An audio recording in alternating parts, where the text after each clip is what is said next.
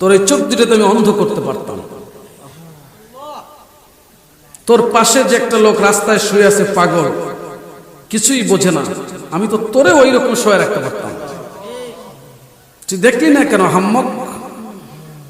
আমি দুইটা দিছিলাম তোরে দেখার জন্য আর বোঝার জন্য। কে বলছেন? বোঝো না? মাথায় ঘিলুটা দিয়েছি কেন? শুধু বসে বসে বিড়ি খাবা এই জন্য?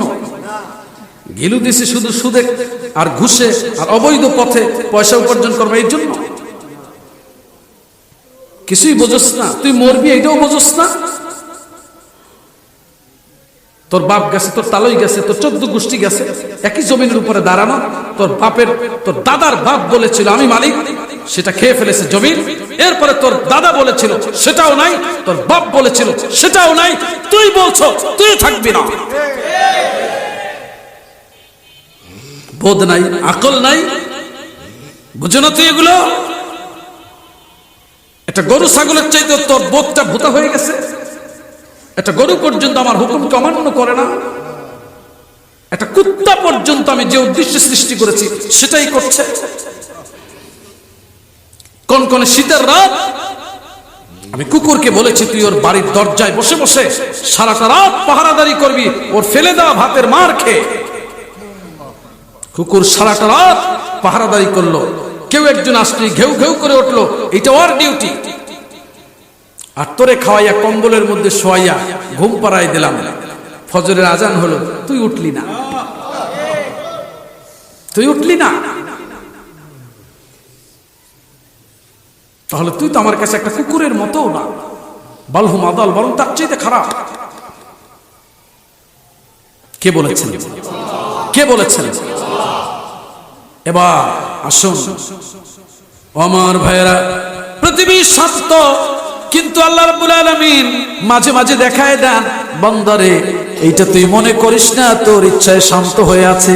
ভূমিকম্প নামক কম্পনের খবর তুই শুনেছ, মাত্র 5 সেকেন্ডের মধ্যে তোদের তৈরি করা সমস্ত বিল্ডিং গুলি 5 সেকেন্ডের কম সময়ের মধ্যে, মুহূর্তের মধ্যেই ধসে তোর 14 গোষ্ঠী সুদ্ধা মাটির তলে ঢুকে যাবে।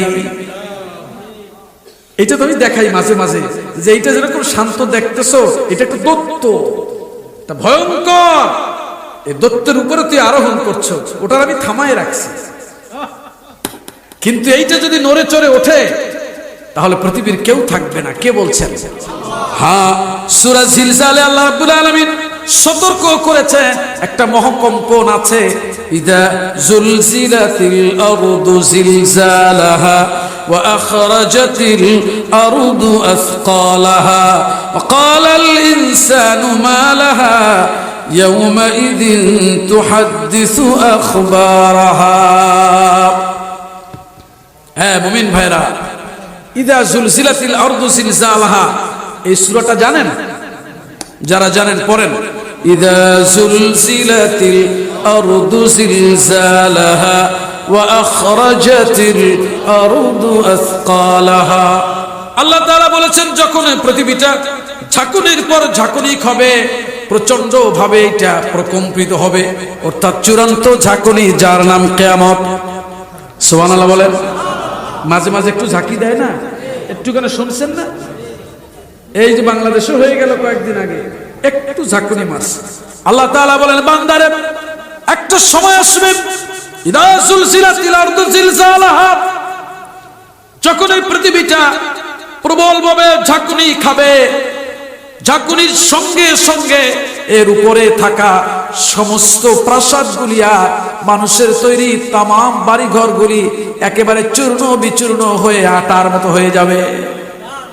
ওয়া আখরাজাতিল আরদু আসকালাহা, আর এর পেটের মধ্যে আমি যা কিছু রেখেছি সেটা স্বর্ণের খনি হোক, রূপার খনি হোক, পেট্রোল হোক, ডিজেল হোক, আর যত কিছু হোক সব উদ্গীরণ করে জমিন ফেলে দিবে, সব বের করে ফেলে দিবে। ইয়াউমাইযিন তুহাদ্দিসু আখবারাহা, সেদিন এই জমি সব খবর বলবে। তোমার বাড়ি কোথায় ছিল, তোমার বাবার নাম কি ছিল, তোমার গ্রাম কোথায় ছিল, তোমার জমি জমা কতটুকু ছিল, কতটুকু বৈধ ছিল আর কতটুকু অবৈধ ছিল, বাড়ির উপরে, কার জায়গার উপরে জোর করে ঘর করেছিলে, কার সঙ্গে কোথায় বসে মদ খাইছিলা, কার সঙ্গে কোথায় বসে গান শুনছিলা, কোন দোকানে বসে বসে কোরআনের বিরুদ্ধে কথা বলেছিলা, কার বাসায় বসে বসে দাওয়াত খেয়ে কোন আলেমের বিরুদ্ধে কথা বলেছিলা, আর কোথায় বসে বসে বদ্ধ ঘরের মধ্যে তুমি একেবারে দিনকে নিভিয়ে দেওয়ার জন্য, কোরআনের আইনকে তুমি ভঙ্গ করবার জন্য, কোরআনের আইনের বিরোধিতা করার জন্য সলা পরামর্শ করেছিলে। ইয়াউমাইযিন তুহাদ্দিসু আখবারাহা, জমিন সেদিন সব আমার কাছে বলে দিবে। সাবধান, তুমি যে এই জমিনের উপরে হাঁটতেছো, এইটা তো আমার গোয়েন্দা বিভাগের একজন সদস্য মাত্র। বেকুব, তুই দুনিয়ার এগুলো দেখেও বোঝো না যে একটা মানুষ মারা গেলে তারপরে তাকে টেস্ট করতে নেয়, কিছু নাই, একটা জামা পাইছে, এই জামাটা মেশিনে দিয়া বের করে জামাটার উপরে হাত দিছিল কিনা শুনেন নাই? টেস্ট আছে না এখন? জামার মধ্যে এরকম ধরছিল কে, এই জামাটার উপরে হাত লাগছে, এইটার কারণে এখানে একটা ছাপ হয়েছে। বনি আদম, এইটা যদি সম্ভব হয় তাহলে যেই জমিনের উপরে আমি তোরে 80 বছর পর্যন্ত দুইটা পা দিয়ে হাঁটাইছি, শোয়াইছি, কাজকর্ম করিয়েছি, আমি কি ওই জমিনের মধ্যে তোর রিপোর্ট সংরক্ষণ করি নয়? ইয়াউমাইযিন তুহাদ্দিসু আখবারাহা, সেদিন জমিন সব বলে দিবে কোন জায়গায় কার সাথে কি করেছো। সাবধান।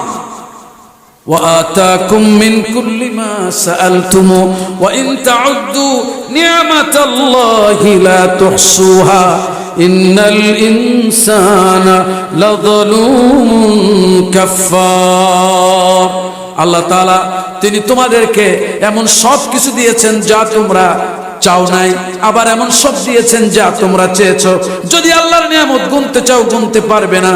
কিন্তু মানুষের পরিচয় হলো ইন্নাল ইনসানা লাযালুমুন কাফফার। আসলে মানুষ হলো জালিম, মানুষ হচ্ছে জালিম এবং অকৃতজ্ঞ।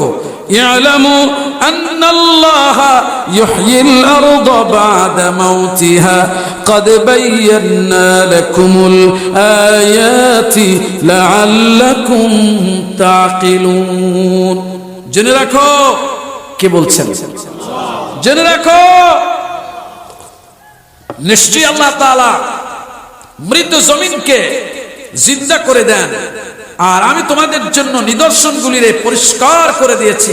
উদ্দেশ্য হলো লাআল্লাকুম তাকিলুন, যাতে তোমরা বোঝো। কে বলেছেন? সম্মানিত ভাইরা, অনেক কথা, আর কয়টা বলবো, এই আয়াত এই পর্যন্ত থাকুক, অল্প কয়েক মিনিটের মধ্যে শেষ করতে চাই। ধৈর্য হবে তো ইনশাআল্লাহ? একেবারেই অল্প সময়। দ্বিতীয় আয়াত, ওয়াফি আনফুসিকুম আফালা তুবসিরুন। আর তোর এই 3.5 দেহের মধ্যে অসংখ্য নিদর্শন আছে, তুই দেখবি না? প্রশ্ন কার? আল্লাহ। এবার কান খুলুন, এইটার পুরো ব্যাখ্যা করার সময় নেই, আর আমারও কষ্ট হইতেছে, শারীরিকভাবে অনেক দুর্বল হয়ে গেছি আমি। অল্প একটু সময়ের মধ্যে কিছু কথা বলে আজকের বক্তব্য শেষ করব। আল্লাহ সুস্থতার নিয়ামত রাখলে আগামীকালকে যদি আল্লাহ তাআলা চান কিছু কথা বলার চেষ্টা করব বিইজনিল্লাহি তাআলা। এখন এই আয়াতের, এখন যেটা কইছি, এই আয়াতের ব্যাখ্যা করতে লাগে এইটারই লাগে 3 দিন।